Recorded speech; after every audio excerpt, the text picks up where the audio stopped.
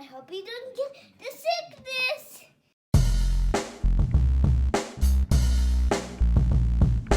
My boy Kurt is a stay-at-home dad, watching Disney movies he never had. His daughter digs through all the VHS, crushing the classics in a princess dress. Informed like Scuttle, Kurt's got your ticket, making it real like Jiminy Cricket.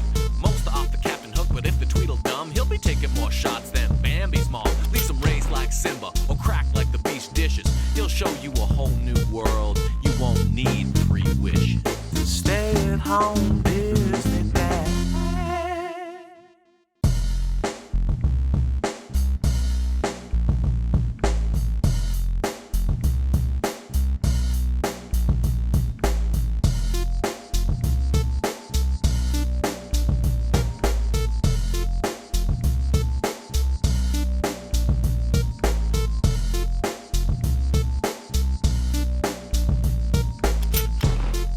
No one likes Disney sequels, but you know what? I didn't like the original Peter Pan, so we'll see where we all land after we return to Neverland. I just pray it's a lot less racist and the gals don't try to murder each other for Pan's dark amusement, right? Like in the first one? Like maybe growing up isn't the worst thing, okay? We get the blue logo and then it pans to the side through the clouds and eventually it shows us Peter Pan in his airship and he calls out to Wendy, and although Pan doesn't see Wendy, we see Wendy, but guess what? She's all grown up with a husband and babies. You grew up, Wendy, so you know what that means. By Disney standards, any parent is lame. In this movie, Wendy is gonna be lame. The narrator tells us the story begins when England is at war and Wendy's husband is off to war. And like most women whose husbands go away to war, it's time to invite over their male friends from childhood.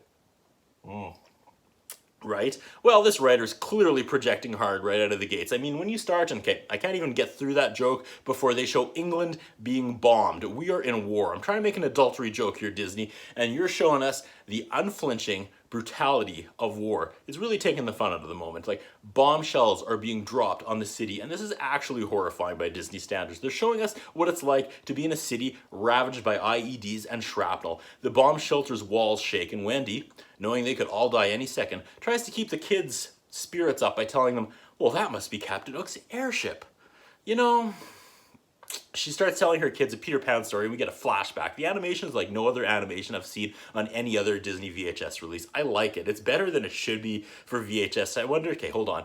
Last movie ever released on VHS was Bambi 2. Never mind. Back to Bambi 2?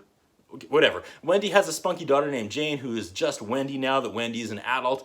The little boy is dressed like Peter Pan and they're told they have to evacuate. Jane is mad at her mom and tells her brother Peter Pan isn't real and people don't fly. We get a war montage to a rare piano ballad, I Try. I say rare because it's an actual high production pop song and this is a Disney sequel. No, I'm not ragging on Disney sequels, but the first thing you notice is the lack of production when it comes to the songs in anything part 2. This is not the case here. Jane lays by the window and cries herself to sleep, and here we go. Hook's airship hovers above the house, and suddenly he and Smee are in her room. Hello, Wendy. Hello, Clarice. And they bag Jane and they drag her into the airship. Would they think Wendy's still a teenager? I guess. Time doesn't pass in Neverland, right? I'll accept that. Okay. Beautiful computer animation of the airship blowing by Big Ben. Remember who else had an airship? Teddy Ruxpin had an airship. They head to Neverland, and I don't know if I'm in a good mood or what, but I am liking this. The original Peter Pan was one giant cringe after another, but this is playful and fast-moving. I like this movie. They tease dropping the sack of Wendy Jane into the ocean, but Pan and Tinkerbell show up, and we have a sword fight on a ship, because of course we do. Pan is the same age, so yeah, I guess they don't age in Neverland, which is too bad, because I really, really wanted to see like a haggard, smokes 2 packs a day Tinkerbell who still uncomfortably rocks that little green dress and calls everyone darling. Hook thinks he's finally beaten Peter Pan, but Tinkerbell raises an octopus out of the water and drops it on the boat where it attacks Hook. There's a bunch of suction cup noises, which is a great addition. So gross. Pan saves Wendy and opens up the bag and swears if it's not Wendy, it's Jane. She punches Pan and immediately realizes her mom isn't a raving lunatic, and in no time at all, Pan is just flying with her, and we see mermaids again, and they're all wearing tops in this movie, thank goodness, and Tinkerbell is jealous again, and as fun as this is just a Disney sequel, cut and paste story from the original, but this time with the kids. Pan calls the Lost Boys and they tumble down from inside the cave. We have 50 minutes of filler as Hook searches for Pan and one of the Lost Boys swallows Jane's wallet and now she just wants to go home. Peter Pan says, gosh, Jane, oh, we didn't mean to make you mad. And Jane says, yeah, you did. Grow up and eat it, Pan. You suck. You sucked as a character in the original and you were still the guy you warned your daughters about in the sequel. On her own, Jane builds a fire, then it rains. Flashback to her dad leaving for war, making Jane promise to take care of her mom.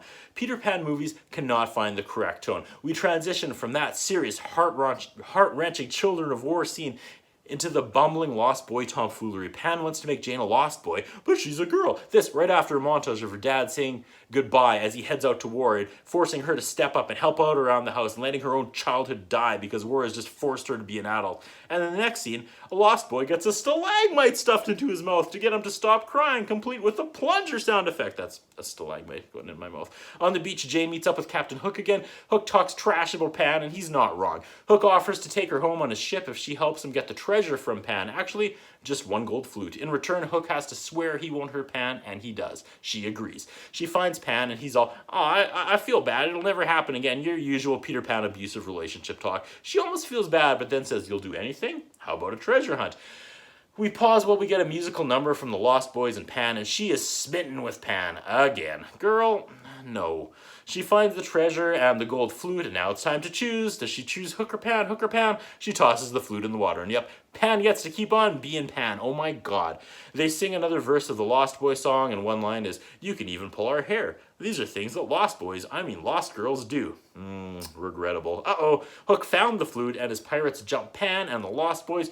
Hook broke his promise, and Pan gets hauled away, and oh man, I missed it. The Disney sequel twist. I usually talk about this. Usually, it's a bad guy who starts off with a plan to infiltrate the good guys and does, but then becomes a good guy and forgets about the original plan and that he used to be a bad guy, and suddenly the rest of the bad guys show up and are like, good job, bad guy. And he's like, what? No, I'm not a bad guy anymore. I'm a good guy. And the good guys are like, you traitor. I'm serious. Iago in Aladdin 2. Scar's son in Lion King 2. The blonde girl in Hunchback 2. Scamp and Lady and the Tramp 2. The dog in 101 Dalmatians 2. This is kind of the same, except she actually started out as the protagonist before going to the dark side. Anyways, I missed What's Up with Tinkerbell, but she's like sick, and once they drag Pan away, she dies, but I'm sure not really. Another good song. Like, the soundtrack for this is really solid. I guess because Jane is now a lost boy, she becomes all sparkly, and sparkles trickle down to Tinkerbell, and Tinkerbell is resurrected.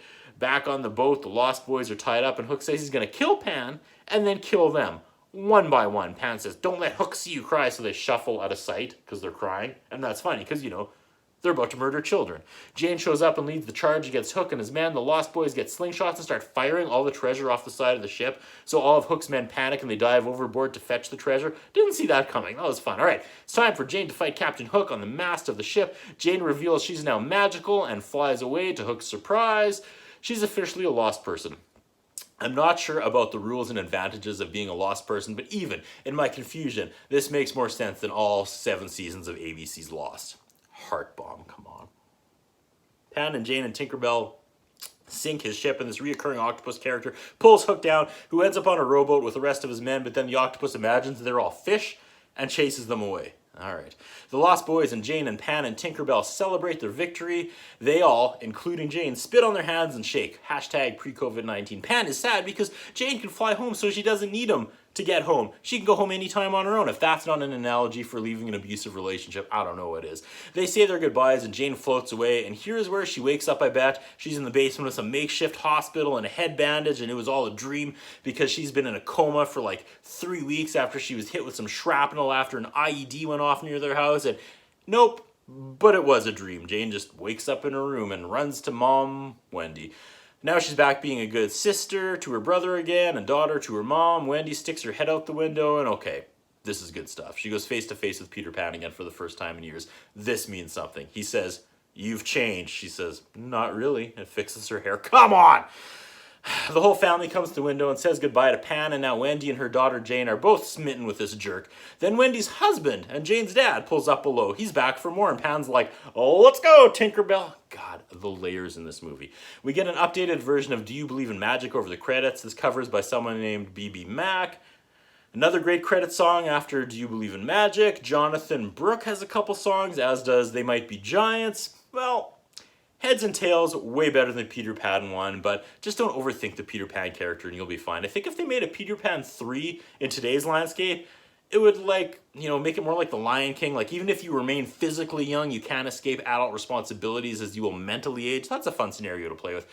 Pan would not have survived the Me Too movement a few years ago. He's a cartoon manifestation of boys will be boys. That's what I think about. What do you think? What we have is a concern about Curtis Anderson. His interviewing style is not the best. His personal appearance is not the best. I was wondering if the man has some kind of a hold over the channel that he's allowed to be employed for so long with the standards of journalism